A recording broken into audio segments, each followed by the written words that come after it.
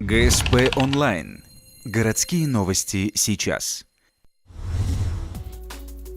Четверг, 11:00. Ухтинский краеведческий музей. Ежегодный день памяти жертв политических репрессий. Организатор траурной акции – общественная организация «Мемориал». Все собравшиеся вспоминают страшное время репрессий и людей, пострадавших от них. Например, только за один год в Ухт-Печлаге было расстреляно 2519 человек, а всего же в 1938 в лагерях Коми их погибло почти 7500. Мы уже дети репрессированных, внуки репрессированных.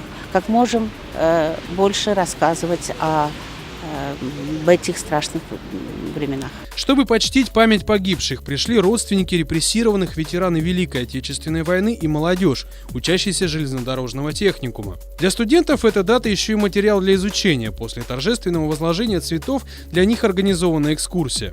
Специалист расскажет гостям о трагических событиях в истории Ухты и республики, а позже на занятиях преподаватели расспросят о том, что удалось узнать.